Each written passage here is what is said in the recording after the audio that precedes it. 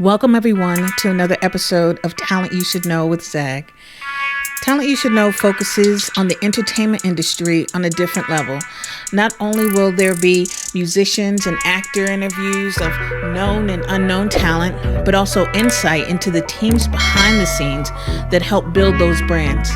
Each week, we'll tackle a different person in the industry with talents in their own right.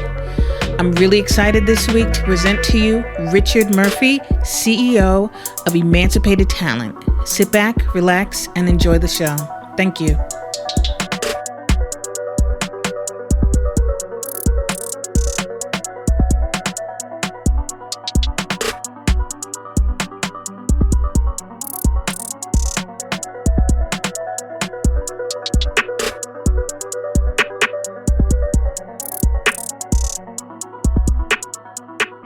What I thought was awesome, being that your first job at ICM, like you said, you started in the mailroom and you kind of, you got your break, when Mark Cheatham's his assistant, she left, right? And so you were just kind of patient. But then what I liked about that is that, you shot your shot, right? You said, listen, I'll work hard and, I'll do what it takes. So how was that? Yeah, because I'm sorry, I mean to cut you No, off. go Because ahead. look, I've been blessed. Mark was in the Navy with Charlie, so Mark knew my family. He used to, and he'll still say to me, every once in a while, he'd be like, "What were you doing? How come you never came by and said hi?" And I was like, "Because nobody told me nothing. Like I had no idea what I was doing. I had to figure everything out along the way. Like nobody told me, yo, make sure you go see Mark and hang out with Mark and be around. Nobody told me that.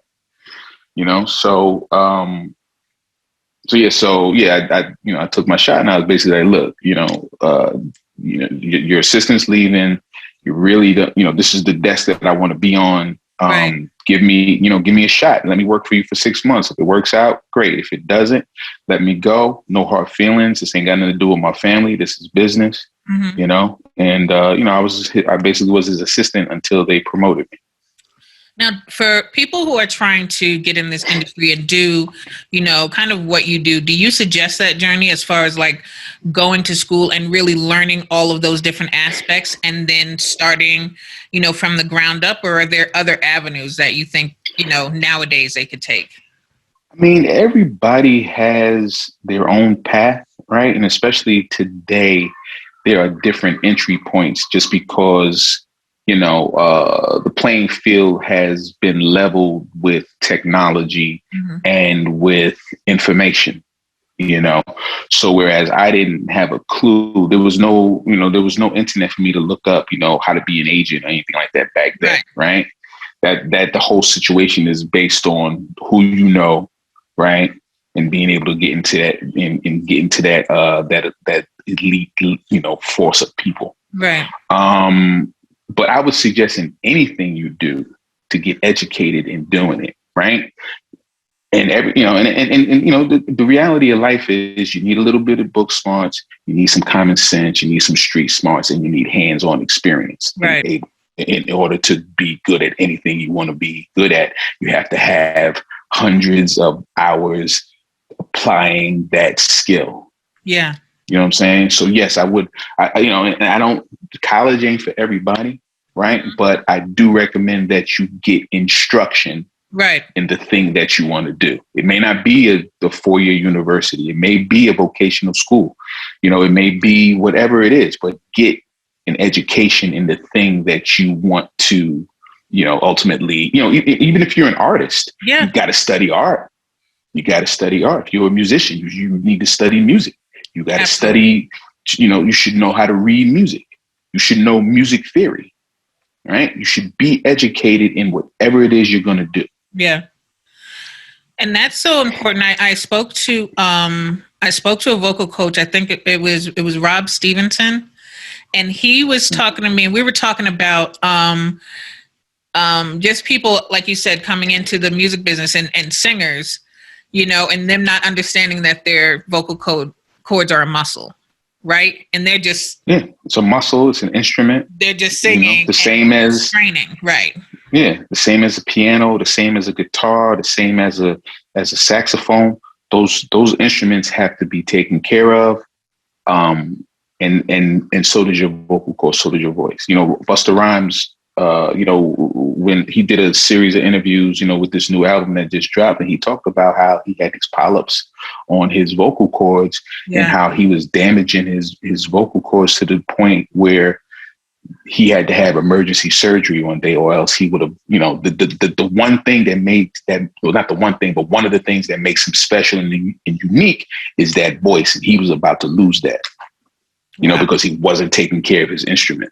Even as a rapper, at the end of the day, it's still an instrument. Yeah. So what also in your time at ICM, you signed really great acts like Ashanti and DMX and Faith, and you worked with a lot of just really influential people in this business. And then you kind of delved off and started working with Charlie Murphy, rest his soul. And so what was that transition like? Was that intentional to kind of go in comedy, or how did that work out? It wasn't intentional. People used to always ask me too when I was in the mailroom, like, why aren't you trying to get into, motion pictures and what have you? And I was like, because that's not my thing. I'm a music guy. So the thing with Charlie wasn't intentional. It just kind of, that's the way that it happened.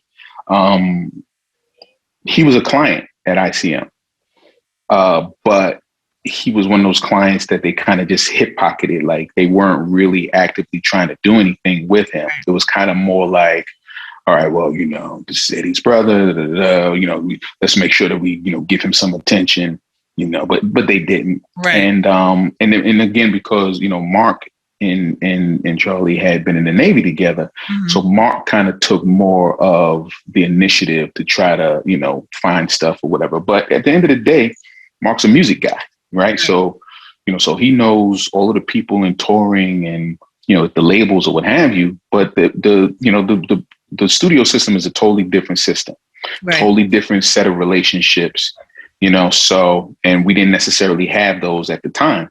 Right. We were at a point trying to, and this is like, this is around the, Living Single and Fresh Prince days, where rappers were starting to get, recognized as more than rappers and as actors. So we were trying to develop our department into kind of like this hybrid of, it's hip hop and R&B music, but we were also helping to make the transition for some of these artists into film and television. So all of that to say, Charlie was a client, and he used to call up to the office and we would talk, and he would tell me these stories, and I would laugh, and, we would joke around, and then, eventually I'd have to say, look, I got to get back to work. And then one day he called me and said, I've been doing, Chappelle shows. And I was like, yeah. I said, I like this show. I like that show. And, he was like, yeah, well, we just, we shot this sketch, Rick James, it's coming on tonight. Yeah. So I was like, oh, okay, cool. So I go home. At that time, I'm living in Brooklyn, in this brownstone. My dad had the top level, rather. It was like 2-3 floors. And then I was down on the ground level. Maybe long story short, so when I get home, I go to his half. And we're talking, and I tell him, I say, yeah, Charlie's going to be on Chappelle's show tonight. He's featured in some sketch about Rick James. So then my father proceeds to tell me about that incident. So not knowing what we were about to see, but he was like, he said Rick James, that motherfucker. And then he goes into how this motherfucker stomped Eddie's couch, and he did this and he did that. And I was like, what? Get out of here. And I'm like, it's incredulous to me, right? Right. So I think we had dinner, and then I went down into, to my part of the apartment, and or the brownstone rather, and I turned on Chappelle's show, and what it is, and it as funny as it was, it blew my mind, because as I watched it, I knew that it was true. Like I knew it was more than just a sketch. Like I knew that it happened, because my father, who had no idea that this was coming on television until I told him. told me the whole exactly what just happened, what I just watched, which Right. made it even more funny to me. Yeah. Oh my gosh. That And then from there, oh, it was crazy. So then from there, I'm at meetings, lunch meetings. I'm, walking down the street and I'm hearing, I'm with games, bitch, and this, and Charlie Murphy, hey, whatever. And I'm like, and I'm sitting in a meeting and I'm hearing people at the different tables saying that. And I'm like, yo. And in my head, I'm like, yo, what the fuck is going on here? Yeah. And my phone started ringing, and people, how much for Charlie Murphy? We want to book Charlie Murphy, and I'm like, so I was like, well, let me, I'm telling everybody, let me get back to you. So now I'm calling him. I'm like, yo, man, my phone is blowing up. Like, people want to see you. He was like, see me do what? I was like, I don't know. He said, I ain't got no show. I said, well, we might have to get one. Yeah. So what happened? And then what happened after that was Donnell Rollins, aka Ashy Larry. Right. Everybody, Charlie is a very alpha male type, very, it's very rough exterior. So, Donnell, was teasing him. He said, you so tough. He said, but I bet you I could challenge you to the one thing that you ain't going to be tough about, that you'll back down on. And he's like, get up on that stage and do 5 minutes. Wow. So Charlie not wanting to back down. He was like, fuck it. Grabbed the mic, went up there, and he talked for like 15 minutes. He looked at the ground the whole time, but he went up there and talked for 15 minutes and got some laughs. And then Donnell was like, now do it again. And then they started going out, and then Charlie just started, started becoming a stand-up. He started writing, and, and then eventually they went out on this tour. The I'm Rich Bitch tour was Charlie. Charlie was hosting. Donnell would close, and Bill Burr would middle. He would feature. And they went out and they were selling out weekends. And, then eventually he realized, well, people are coming to see me.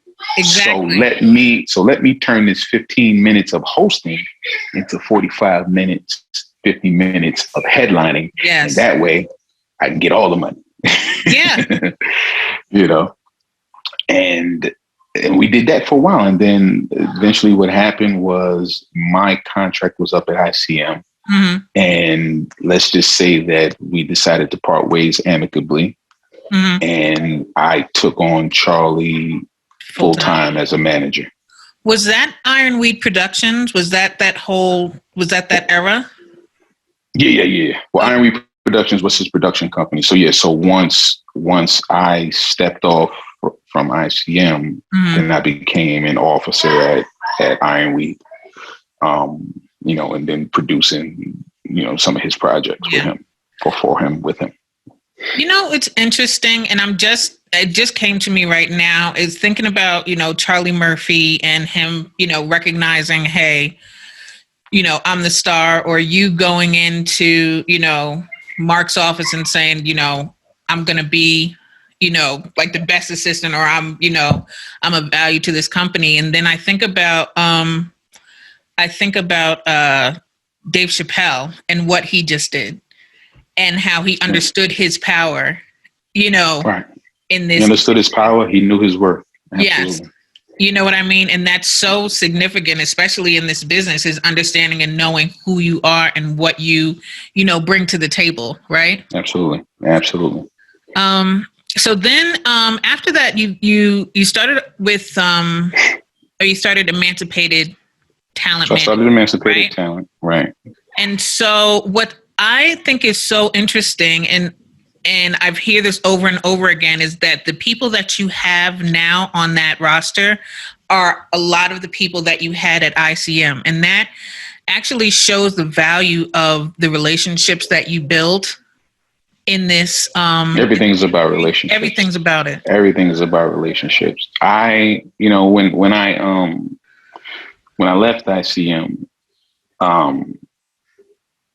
a lot of times, when people would leave there, you'd see, or even when people would leave other places, they'd send out an email and say, "Oh, I'm moving on." Or I didn't do that. I just left. You know what I'm saying? Like there was no outgoing email, no thanks. It was great working here. None of that stuff. I just left. Right. So, and in my head, I was a little bit done with music. right? Because now in my head, I'm like, all right, well, now I'm in the comedy world, right? So Right. now I'm in the comedy world. Now I'm in TV and film world, Right. right?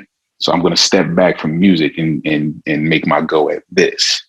But what happened was the promoters and the people, the relationships that I had, people were looking for me. Yeah. So they tracked me down, and then they asked me, oh, what artist you got? And like, I'm just like, I really got nobody. I'm not doing that no more. Yeah. And then, and also during that time, Ashanti was on the break, right? Because she was in between albums, like the whole thing with Murder Inc. and what have you, that had all blown up. So she was kind of in limbo. Yeah. So it was nothing for me really to do at that time.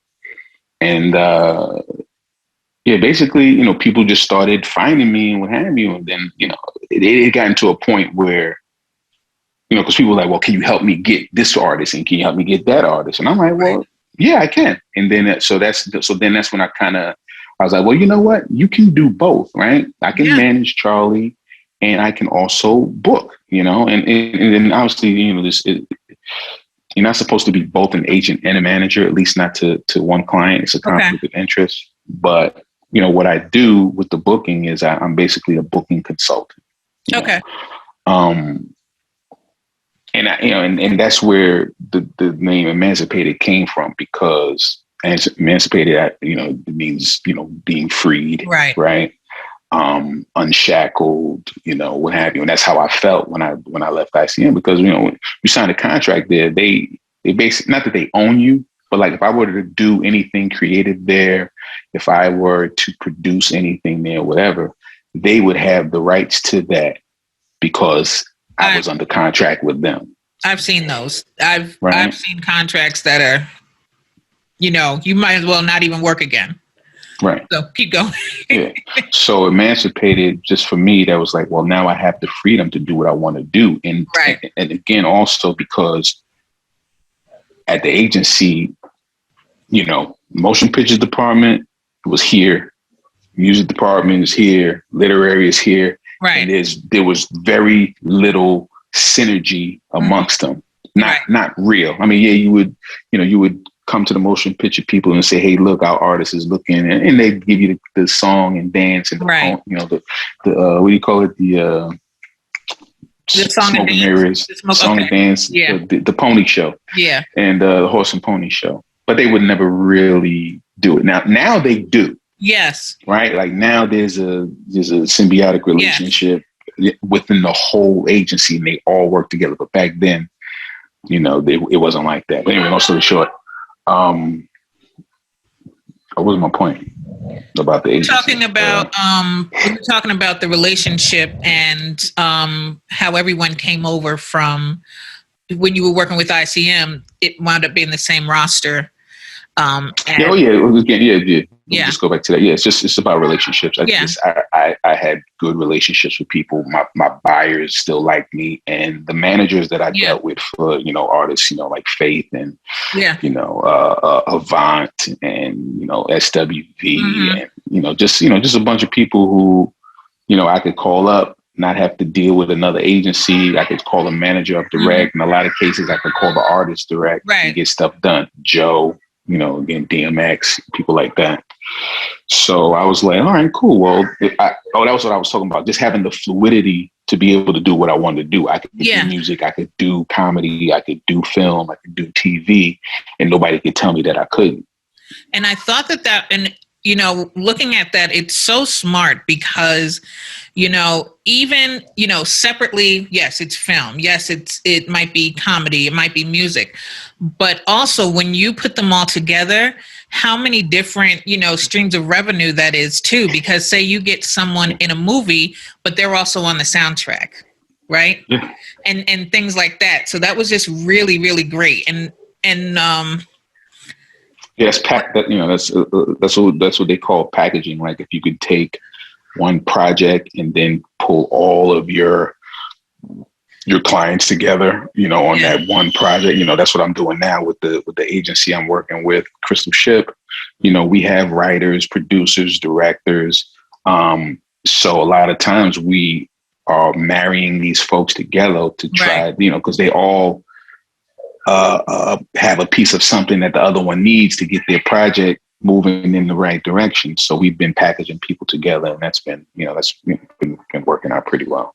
Now with Crystal Ship, is there a chance of doing, full like films, or doing a full series or anything like that, like having your writers do something like that? Or I mean, we're trying. Like, I got a writer right now who's working on a project by this director, Lance Rivera, Lance, or as he's known in hip hop, Big Un.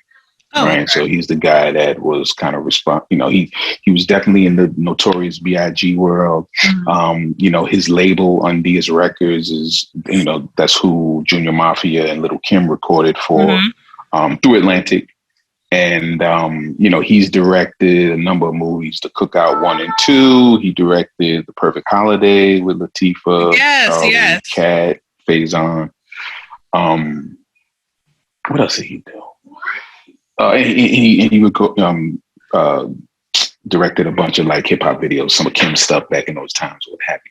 So he's got a project right now, and one of our writers who's really, really talented.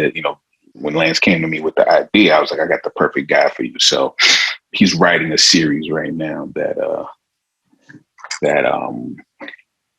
this freaking guy. He's writing a series right now that hopefully, I like where it's starting already. Just the pilot script is really, really good. He's doing a second draft, and I think it's going to be something really dope. So then from there, now we got to, try to sell it. Yes. I want to say two things before I go on to my next, question. One is Isaiah Washington in P Valley is so transformative. I didn't even know it was him when I first saw him on the screen. And I've been wanting to see him for I'm not going to get into politics, but I basically stopped watching Grey's Anatomy for years when when he left. So I was just really happy to see him, just in this series, especially doing so great in that role. And then Ashanti is, and I've always said this, her work ethic and her hustle is like no one else's. So when you have, what is the most important piece of advice that you give to an artist that you're working with? What's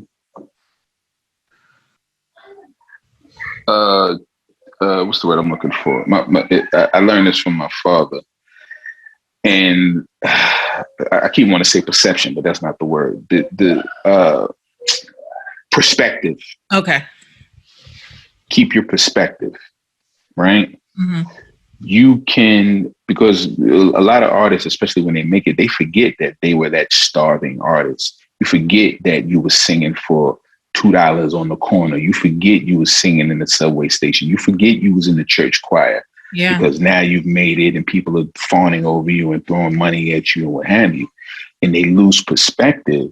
They you go from, like I said, singing and making $2, singing on the corner, to making $20,000 a show, $30,000 a show, $50,000, $100,000 a show, right? And then it becomes it's never enough. I need more. I need more. I need more. And they lose perspective, because it's like, look, and what I always try to tell them too, it's not rocket science. It's simple math.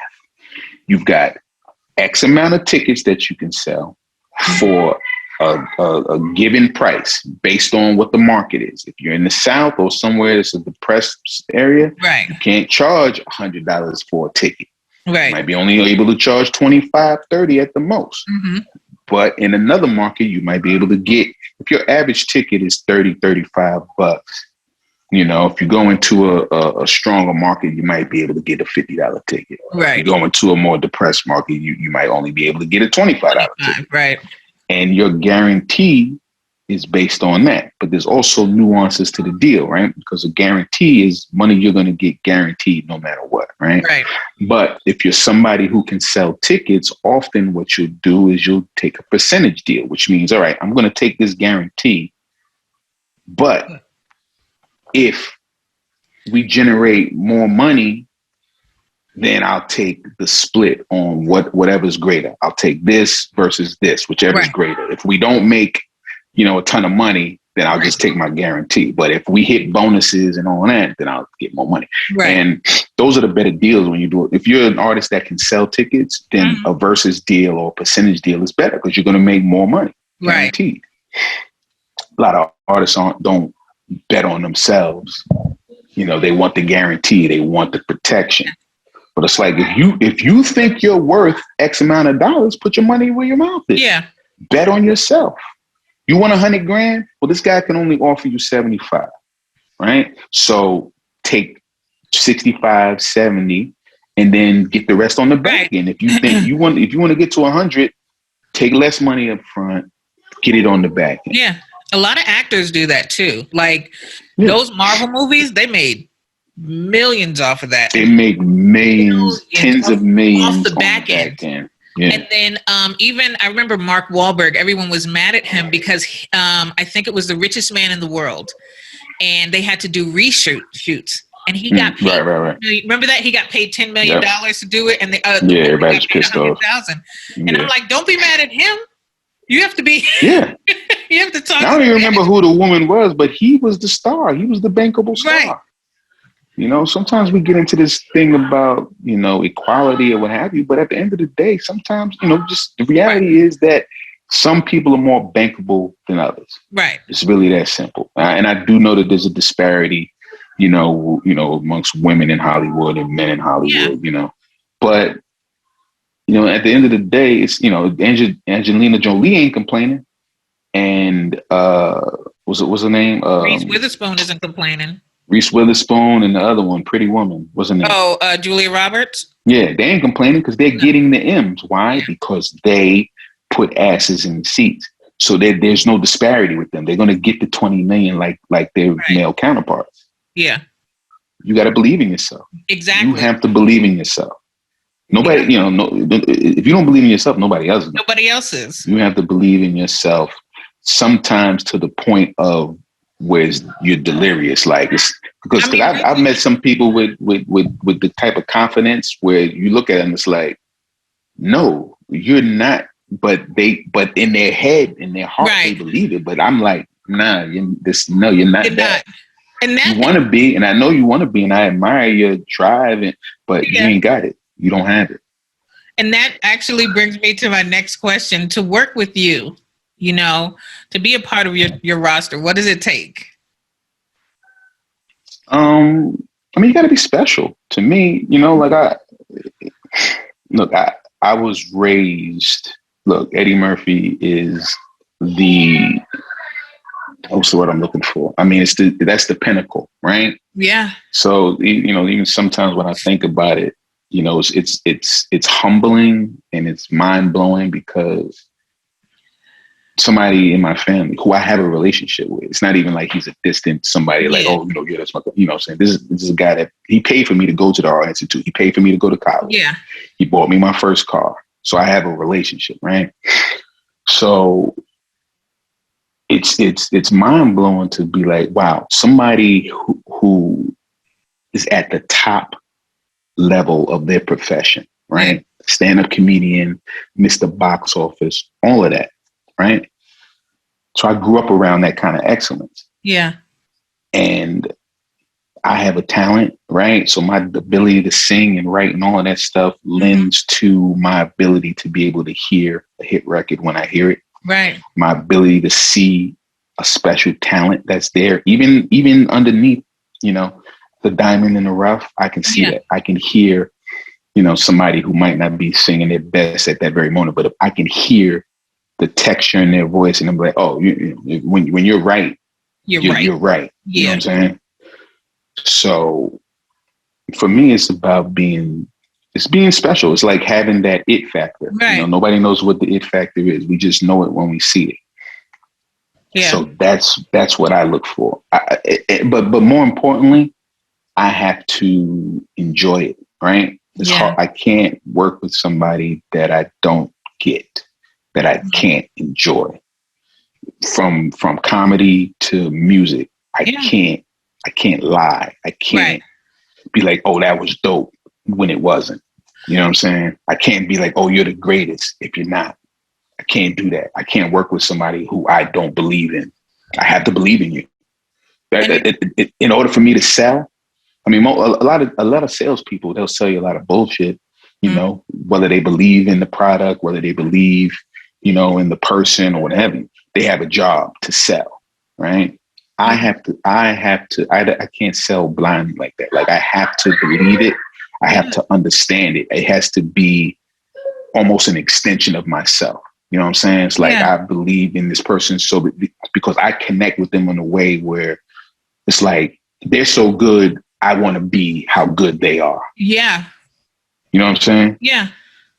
Like as a songwriter, singer, what have you, I love like somebody like Jasmine Sullivan because she's amazing. I marvel at her vocal ability. You know, I can sing, but I don't sing like her.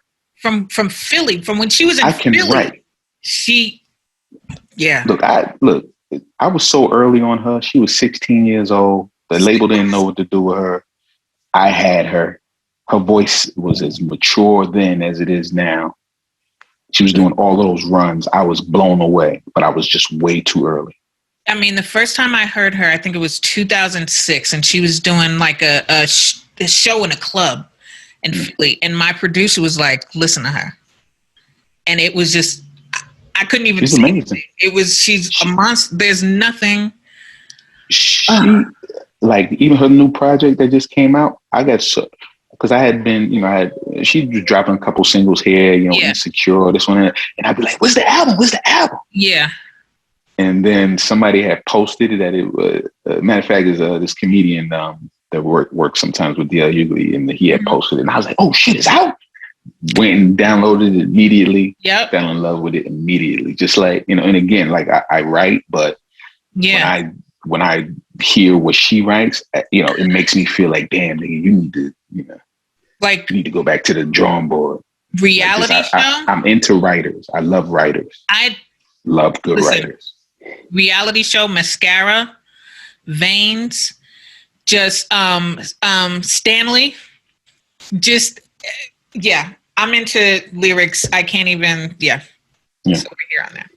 Yeah. So how do you look for talent now, especially, you know, I really don't. Does it come to you? I don't. Well, because again, you know, I'm spoiled, right? So my introduction into the business, the clients were already signed to labels, right? So I'm kind of spoiled. So working with somebody straight out the mud, not necessarily something I'm into, right? Like just one, it takes a lot of work and dedication, and I'm already doing what I'm doing. So I don't really have the time to like build somebody up from the bottom unless they're really special. Yeah, exactly. Yeah. Unless it's something really, really special. Like, and I'll remind me to tell you about I Am CJ. But so basically, so I'm not really looking also because, you know, in my experience, you everybody's not somebody that you want to work with or can work with. A lot of people, especially those who are trying to get on, think that having a manager means that I can wave a magic wand over you and now make you famous and now make you hit or what have you. And what they don't understand is that a manager's job is to manage your business. But if you don't have a business, there's nothing for me to manage. Right. So if you're a new artist, you know, and you don't have nothing going on, there's nothing for me to do. Right. So I learned the hard way. I've taken on these clients who there's really nothing that I can do, right? Because they don't have, you know, it's like, all right, well, we'll try to get you a record deal. Well, guess what? You're not, you know, if you sign a 1-year contract with me with an option for another year, at the end of a year, because I haven't gotten you a record contract, you want to end the contract. It's like, dude, what do you think was going to happen in a year? Like, that's not how this works. Right. You know, you have to build a relationship with an artist. You know, y'all got to know each other. You got to work together to build something, you know? So I just, you know, so I don't actively look for stuff, but you know, things come across my table all the time. You know, just like this young lady, I Am CJ, super talented. She's out of Little Rock. I guess she heard me in a room Mm-hmm. on Clubhouse, started following me, and then I saw, you know how it tells you got a new follower. So Yeah. I went on. I was like, well, who's this person? Right. And then I went on her page, and I was just blown away because she's like this writer, singer, producer, engineer. She does her own graphics. Like Wow. if you go to her page, everything on there, all the editing, everything is she does. She plays four instruments. She's got a dope setup in her crib, like her studio. She works with other artists. She writes for other artists. And just like this untapped talent in Yeah. freaking Little Rock, Arkansas. Did you reach out to So her? somebody like her, yeah. So I'm working with her. We connected.